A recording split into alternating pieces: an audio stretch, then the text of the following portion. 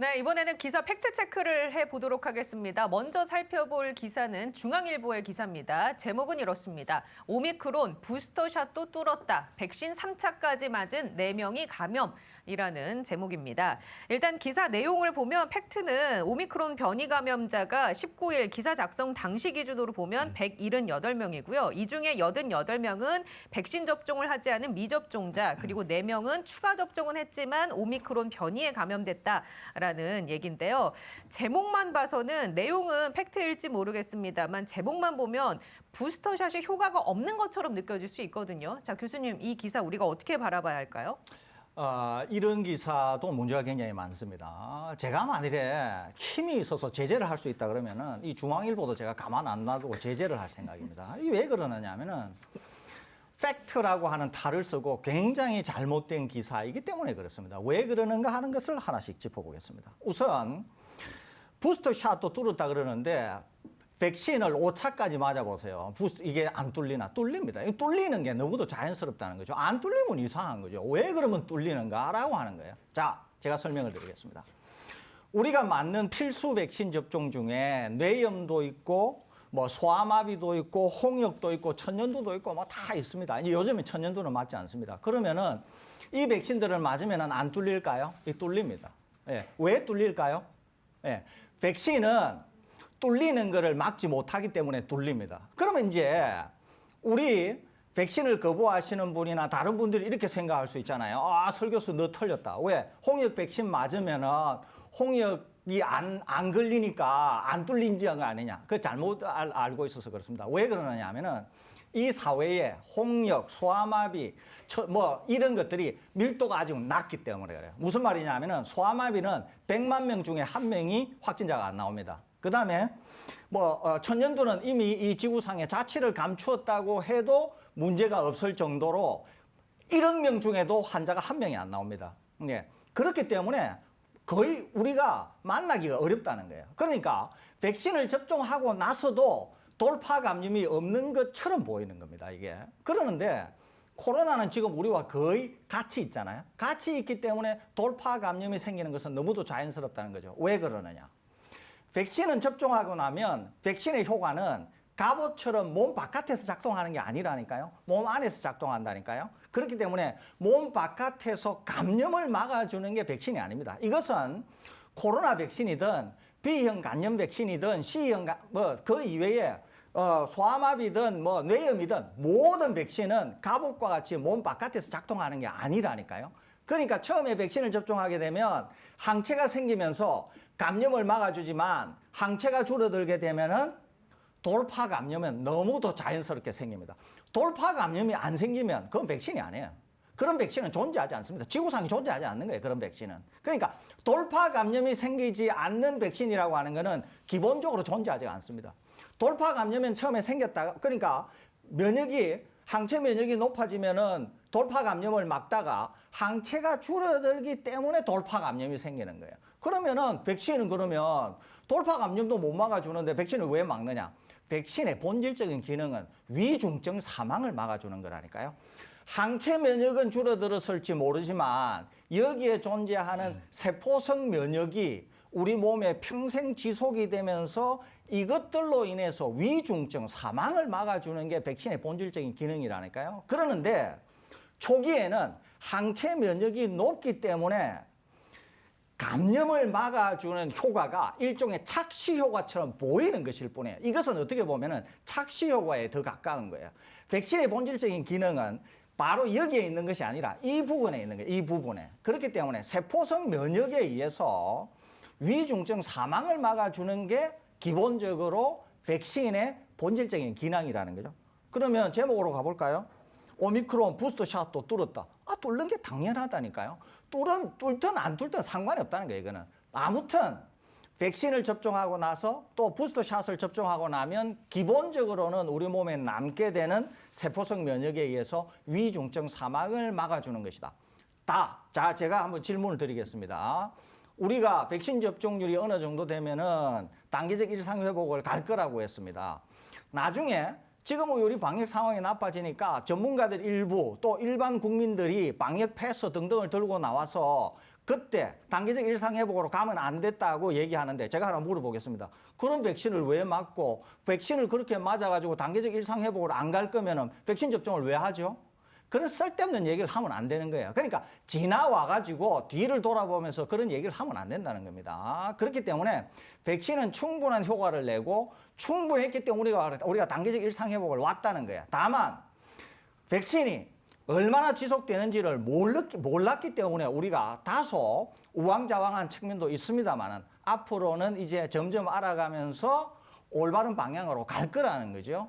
자, 부스터샷을 하더라도 당연히 뚫릴 수는 있다. 그렇지만 위중증은 막아준다. 그렇기 때문에 백신은 여전히 효과가 있다. 그런 점에서 백신은 우리를 보호하는 매우 중요한 수단이고 뚫리든 안 뚫리든 상관없이 계속적으로 부스터샷을 통해서 위중증을 막아야 되고 특히 고령자를 보호해야 된다. 그렇게 이해하시는 게 합당하고 과학적이다. 이 말씀드립니다. 제가 이제 추가로 이제 한 가지 비유를 들어서 설명을 해드리겠습니다. 이제 제가 든 비유는 아니고요. 우리나라에 센터가 있는 국제 연구소 중에서 국제 백신 연구소가 있습니다. 그 국제 백신 연구소의 제롬 킴 소장이라고 하는 우리나라뿐만 아니라 세계적으로 인정받는 백신 전문가가 계세요. 그 제롬 킴 소장이 최근에 언론과 인터뷰를 해서 이제 이런 비유를 드셨더라고요. 그러니까 코로나19가 굉장히 무서운 감염병인데 백신을 대량 접종함으로써 호랑이를 고양이로 만들었다라는 거예요. 자, 이 비유가 사실은 아주 흥미로운 비유입니다. 자, 우리가 고양이랑 놀다가도 물릴 수가 있잖아요. 예. 근데 고양이랑 놀다가 물렸다고 해서 죽는 일은 거의 없습니다. 그렇죠. 고양이랑 놀다가 죽는 일은 없잖아요. 하지만 상처가 날 수는 있어요. 그래서 소독을 하거나 아니면 때로는 병원에 다녀올 수도 있습니다. 자, 근데 호랑이한테 물리면 어떻게 되죠? 호랑이한테 물려보신 본 적 없으시니까 모르겠지만 호랑이한테 물리면은 대부분 죽습니다. 혹은 굉장히 심각한 후유증을 앓을 수밖에 없을 정도로 중증을 입죠. 자, 그런데 백신을 접종하면은 호랑이를 고양이로 만들 수가 있다니까요. 예. 그러니까 돌파 감염은 고양이한테 물리는 거예요. 근데 백신을 접종하지 않고 코로나19에 걸리면은 특히 고령자 같은 경우에는 호랑이에 물리는 것과 똑같은 효과를 낳을 수가 있다니까요. 자, 이 경중을 구별하지 못하고 고양이한테 물렸다고 난리법석을 떨고 야단법석을 떠는 게 바로 이런 기사예요. 그러니까 내가 이런 기사를 쓴 기자라면 정말 창피해가지고 기자 그만둘 겁니다. 예. 중앙일보의 홍수민 기자의 기사 살펴봤습니다. 자, 이번에는 머니투데이 기사를 하나 더 살펴보도록 하겠습니다. 코로나 백신의 기생충이 실명 공개, 백신 못 믿는다는 의료인이라는 제목의 기사인데요. 일단 저희 유튜브 라이브 방송 때도 댓글로 백신에 미생물이 들어가 있다, 뭐 기생충이 들어가 있다 이런 댓글을 남겨주신 분이 계셔서 제가 방송 중에 봤는데 사실 말이 안 되는 얘기라고 생각해서 제가 굳이 소개를 안 했습니다. 지금도 이 시간을 할애하는 게 좀 아깝긴 한데 어쨌든 짚긴 짚어야겠습니다. 네. 이 기사의 내용은 어떤 내용입니까? 일단은 이제 머니투데이 기사 같은 경우는 코로나 백신에 기생충이 있다 등등의 내용을 뭐 의사들이나 간호사들이나 혹은 보건의료인 여러분들이 아주 극소수긴 합니다만 여러분들이 주장을 하고 그런 주장들이 영상의 형태로 가공이 되어가지고 혹은 글의 형태로 가공이 되어서 각종 카페나 커뮤니티나 혹은 어르신들 소셜미디어 등을 통해서 퍼지고 있다. 라는 이제 이야기입니다. 자, 그런데 특히 이제 그 중에서 가장 자극적으로 많이 이제 퍼지고 있는 가짜 뉴스가 코로나 백신을 특수 입체 현미경으로 들여다봤더니 거기 기생충이 살고 있더라. 예. 라는 이제 뭐 의사인지 아닌지 모르겠습니다만 본인은 산부인과 의사라고 주장을 하는 분이 주장을 하셨고 이제 그런 주장들이 여러 커뮤니티를 통해서 퍼지고 있는데요. 이게 보니까 맘카페 같은 온라인 커뮤니티에 자신을 의사, 간호사, 한의사라고 밝힌 뒤에 코로나19 백신 안전성에 의문을 제기하는 그 영상에 담겨있는 내용이라고 하네요. 네, 그렇습니다. 제가 아까 설대우 교수님께서 쓰신 표현을 그냥 그대로 제가 빌려가지고 표현을 해드린다면 제가 권한이 있다면 이분들 면허 다 박탈할 겁니다. 지금과 같은 상황에서. 자, 이제 왜 제가 이렇게 단언해서 말을 하자면은 지금 현재 문재인 정부와 대립각을 세우고 있는 직능 전문가 단체 중에서 가장 날카롭게 대립하고 있는 단체가 의사협회입니다. 자, 근데 의사협회에서 보다 못해서 코로나 백신 미생물을 발견했다고 주장한 의사를 윤리위에 제소하는 것을 검토하겠다라고 하는 성명서를 지난주에 내놓았어요. 예. 그러니까 자기네들이 보기에도 이거 해도 너무하는 거예요. 그러니까 이런 주장을 해서는 안 된다라고 의사협회에서 이 의사를 윤리위에 제소할 것을 생각하고 있고 이런 가짜 뉴스에 제발 현혹되지 말라고 그리고 의사들도 함부로 입을 놀리지 말라고 의사협회에서 지금 지난주에 성명을 발표를 한 상황이고요. 자, 이 방송 보시는 시청자들 중에서 좋아하시는 분들도 있고 굉장히 싫어하시는 분들도 있는 이 정부의 비판적인 전문가 중에 기생충학자 서민 교수가 있으시죠. 예, 안 그래도 댓글로 그 서민 교수가 관련해서 이거는 사실이 아니다라는 글을 올렸다라는 얘기를 주신 분이 네, 계시네요. 서민 교수 좋아하시는 분들도 있고 싫어하시는 분들도 있습니다만은 우리나라 기생충학계에서는 어쨌든 간에 최고의 권위를 인정받는 전문가 중에 한 분입니다. 예. 그러니까 서민 교수가 다른 건 몰라도 기생충에 관련해서는 옳은 말을 하세요. 근데 이분이 백신에서 기생충을 발견했다라는 건 얼토당토하는 가짜뉴스라고 본인의 소셜미디어에 강력하게 이야기를 하셨고요. 심지어는 그런 주장을 한 의사를 무엇이라고 지칭을 했냐면 의사 호소인이라고 지칭을 하셨어요. 왜냐하면은 예. 자기가 생각하기에는 제대로 된 의학 교육을 받았다면 그런 말도 안 되는 이야기를 할 수가 없기 때문에 그분은 의사라는 전문가라는 호칭을 붙일 수가 없다라고 표현을 하신 거죠. 예. 자, 설 교수님은 이 사안에 대해서 혹시 해주실 말씀 있습니까?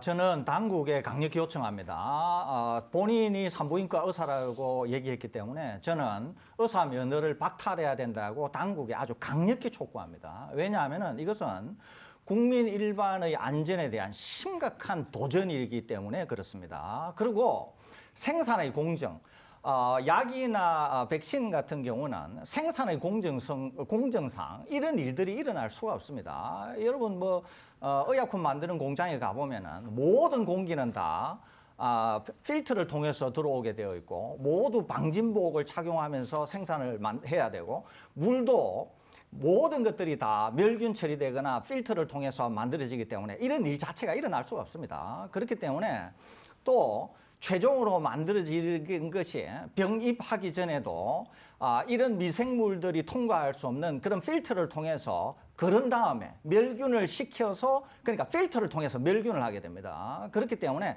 이런 일 자체가 일어날 수가 없어요. 그렇기 때문에 어떤 의도를 가지고 이런 일들을 만들었다고 생각이 드는데 조사를 통해서 법으로뿐만 아니라 저는 의사 면허까지 박탈해야 된다. 강력히 박탈해야 된다. 이것을 저는 당국에 강력히 촉구드리는 바입니다. 예. 그리고 그 의사가 얼마나 한심한 의사인지를 주장을 통해서도 알 수 있는데요. 일단 특수 입체 현미경이라는 게 없어요. 기본적으로 네. 특수 입체 현미경이 없고 특수 입체 현미경이라는 게 설사 있다고 하더라도 쓸 필요가 없어요. 왜 쓸 필요가 없냐면 기생충이나 미생물은 일반 현미경으로 다 보이거든요.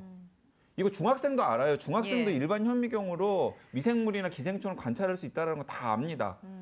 그러니까 이제 이런 가짜 뉴스를 주장하시는 분들에게 절대로 좀 현혹 안 되셨으면 좋겠습니다. 알겠습니다. 제가 하나는 또 덧붙이고 싶은 것은 우리가 잘 아는 것처럼 언제나 올바른 얘기보다는 이런 소위 블랙메일이나 블랙 정보 이런 것들이 훨씬 폭발력이 있거든요. 그러니까 이런 얘기들은 들으면은 걱정이나 공포, 솔깃하잖아요. 또 어떤 진영 논리에 따라서 이런 것들은 상당한 폭발력이 있습니다. 그렇기 때문에 오히려 이런 것들이 미치는 영향이 훨씬 크다는 거죠. 가령 예를 들면 저 같은 사람이 백신 접종하면은 이런 이익이 더 크고 이런 것보다는 백신 접종하면 사망합니다. 이런 것들이 훨씬 폭발력이 크다니까요. 그렇기 때문에 이런 방금 우리 방송에서 소개한 이런 것들은 그냥 일회성으로 지나가서는 안 되고 굉장히 강력한 그런 법정으로 조치를 해야 될 것은 해야 될 뿐만 아니라 굉장히 강력한 조치를 해서 시범 케이스로까지 삼아야 된다. 이런 생각마저도 가지고 있습니다. 자, 그리고 이제 여기서 이제 한 가지만 덧붙이면 이제 외국 같은 경우에는 뭐 유럽이라던가 미국이라던가 이런 나라들 같은 경우에는 공신력 있는 메이저 언론에서는 예. 이런 뉴스를 다루지 않습니다. 이런 뉴스도 다루지 않고 백신 이상 반응이라던가 아니면 무슨 오미크론에 뭐 백신 3차까지 맞은 사람들이 뚫렸다라는 이런 뉴스 같지도 않은 가짜는 뉴스들은 아예 다루지 않아요. 왜냐하면 그 언론의 격을 떨어뜨리기 때문에. 예. 근데 우리나라는 카페 구석에 있는 내용들까지 찾아가지고 뉴스화하고 그다음에 외국의 삼류 저질 언론에서 다룬 그런 말도 안 되는 뉴스들을 또 국제 뉴스라고 또 그런 메이저 언론에서 다룹니다. 자, 이러면서 우리나라가 정말 가짜 뉴스의 온상이 되고 있어요. 전 세계적으로.